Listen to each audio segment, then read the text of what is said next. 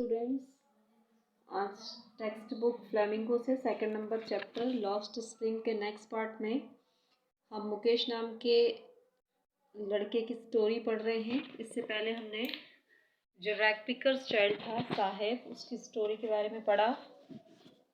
मुकेश जो है, जिसके बारे में हम पढ़ चुके थे कि वह किसी की गुलामी नहीं करना चाहता था और वह जो था वो अपना खुद का काम करना चाहता था। वो एक मोटर मैकेनिक बनना चाहता था। और जब राइटर उससे पूछती है क्या तुम कार के बारे में जानते हो, तो उसने कहा था कि कार चलाना मैं सीख लूँगा। फिर हमने देखा था कि उसका सपना एक मरीचिका की तरह था। जिस तरह से एक मृग जो है रेत को पानी समझ लेता है रेगिस्तान में, उसी प्रकार से उसका सपना भी बहुत दूर था उसके पूरा करने के लिए।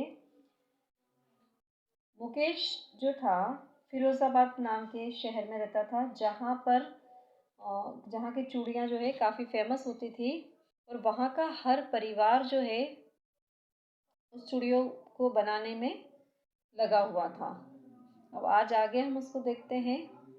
It is the centre of India's glass blowing industries were familiars have spent generation working around furnace, welding glass, making bangles for all the women in the land it seems.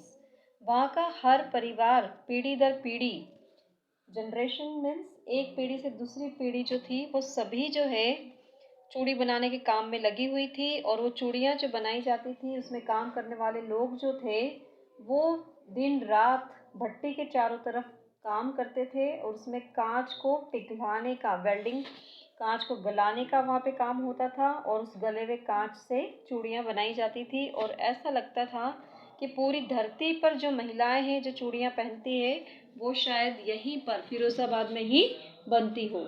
Mukesh family is among them, Mukesh का परिवार भी उनमें से एक था। None of them know that it is illegal for children like him to work in the glass furnace with high temperature. और उनमें से कोई नहीं जानता था कि बच्चों से इस तरह काम कराना, मतलब कांच भट्टियों के पास कांच का काम कराना जो था वो इलीगल था, गैर कानूनी था। और इतने हाई टेम्परेचर में बच्चों के लिए काम करना नुकसानदायक था।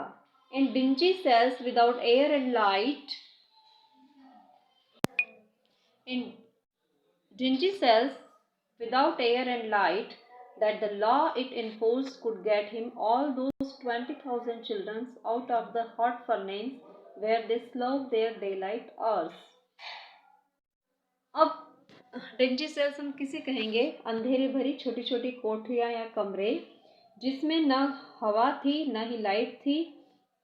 तो ऐसी छोटे छोटे कमरों में जहाँ पे लाइट और हवा उसका कोई प्रबंध नहीं था, टेम्परेचर बहुत ज़्यादा हाई होता था, ऐसी जगह पर काम करने से यदि मना हो जाए और इस तरह का कोई लॉ इन्फोर्स्ड हो जाए, ऐसा कोई कानून बन जाए, तो मुकेश और मुकेश जैसे लगभग 20,000 बच्चे जो थे इस माहौल से बच सकते थे।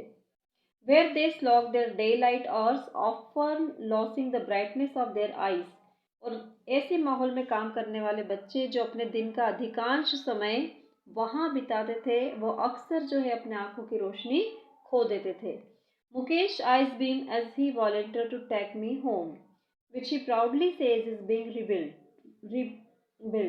मुकेश की आंखें चमक उठती है जब वो मुझे अपने घर ले जाने के लिए कहता है और वो बड़े ही प्राउड से कहता है कि उसका घर जो है रीबिल्ड करवाया है या रिनोवेट करवाया है। We walk down stinking lanes choked with garbage, past homes that remains hovels with crumbling walls, wobbly doors, no windows, crowded with families of human and animals coexisting in a primeval state. और जब हम उसके घर जाने के लिए निकलते हैं, गुजरते हैं, तो जिन गलियों से हम गुजरते हैं वो गलियां जो थी काफ़ी संकरी थी और वहाँ स्टिंकिंग लैंड यानी बहुत ही दुर्गंध उन गलियों में से आ रही थी। एक बुरी जो है बदबू वहाँ से आ रही थी उस रास्ते से। जो चौक्ड थी वो गलियाँ किससे चौक थी? गार्बेज, कूड़े करकट से भरी हुई थी। और जिन घरों के सामने से हम गुजर रहे थे वो घर ऐसे लग रहे थे कि हॉवेल्स मीन्स वो गिर जाएंगे या काफ़ी कमज़ोर स्थिति में थी। उसकी दीवारें जो थी वो क्रम्बलिंग यानी गिरने को या ढहने को हो रही थी। वोबली डोर्स, दरवाजे भी जो थे हिलते डुलते थे, जो स्थिर नहीं थे। नो विंडोज़, उन घरों में ना कोई खिड़कियां थी। Crowded with families of humans and animals, और उन घरों में, छोटे छोटे घरों में बहुत सारे लोग और जानवर जो है एक साथ रह रहे थे। ऐसा लगता था जैसे जो प्रीमेवल स्टेट यानी पुरानी स्थिति, जिस तरह से आदि मानव जिन परिस्थितियों में रहता था, जानवर और इंसान साथ रहते थे, वही माहौल यहाँ पर लग रहा था। He stops at the door of one such houses, bangs a wobbly iron doors with his foot and pushes it open. वह एक दरवाजे पर जाकर रुकता है। वह घर भी उसी तरह से झुका हुआ और जीर्ण शीर्ण स्थिति में था, जिसके दरवाजे जो आयरन के थे और वॉबली गिरने को जैसे हो रहे थे, जिन्हें वो अपने पैर से हिट करता है और उसे धकेल कर खोलता है। We enter a half built shack, और हम एक हाफ बिल्ट इसे कहेंगे, इसे टूटी फूटी या कच्ची झोपड़ी, कच्चा टूटा फूटे मकान में हम पहुंचते हैं। In one part of it, thatched with dead grass, is firewood stove over which sits a large vessel of sizzling spinach leaves. और उसी घर के टूटे फूटे और कच्चे घर के एक कोने में, जहाँ पर सूखी घास थी और चूल्हा जल रहा था, फायरवुड स्टोव जिसमें लकड़ियाँ जलाई जाती, चूल्हा जल रहा था, जिसके ऊपर एक बड़ा सा बर्तन रखा हुआ था और जिसमें पालक के पत्तों के उबलने की आवाज़ आ रही थी। On the ground in large aluminium platters are more chopped vegetables, और उसी के पास जमीन पर बड़ी सी प्लेट में जो है और कटी हुई सब्जियां रखी हुई थी। A frail young woman is cooking the evening meal for the whole family. एक कमजोर सी कम उम्र की महिला जो थी पूरे परिवार के लिए भोजन पका रही थी। Through eyes filled with smoke, she smiles. उसकी आंखों में धुआं जा रहा था चूल्हे का और वह मुस्कुराई। She is the wife of Mukesh elder brothers. वो मुकेश के बड़े भाई की पत्नी थी। Not much older in years. वह उम्र में बहुत अधिक बड़ी नहीं थी। She has begun to command respect as the बहू।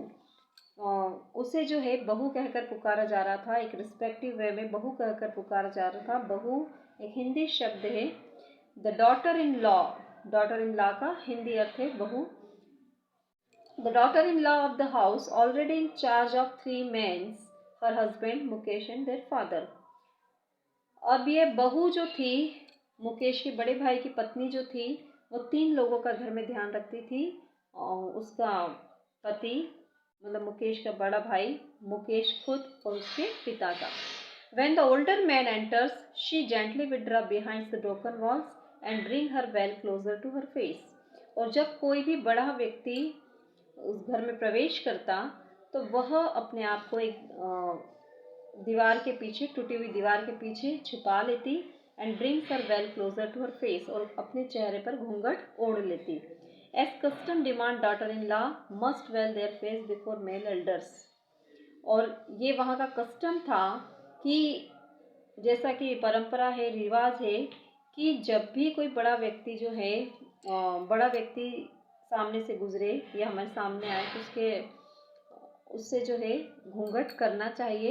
इसी तरह से मुकेश की बड़े भाई की जो पत्नी थी, उम्र में कम होते हुए भी घर की बड़ी जवाबदारी निभा रही थी और उन तीनों का ध्यान रख रही थी। और साथ ही जब उस मुकेश के फादर यदि प्रवेश करते तो अपने आप को एक टूटी हुई दीवार के पीछे छिपा लेती और अपने सिर पर घूंघट ओढ़ लेती और अपने फेस को कवर करती। In this case the elder is an improvised bangle maker, और यहाँ पर इस केस में जो एल्डर्स था, जो बड़ा था, वो कौन था? एक गरीब और निर्धन चूड़ी बनाने वाला, यानी मुकेश के पिताजी। तो नेक्स्ट वीडियो में इसको आगे हम कंटिन्यू करेंगे। आज के लिए इतना।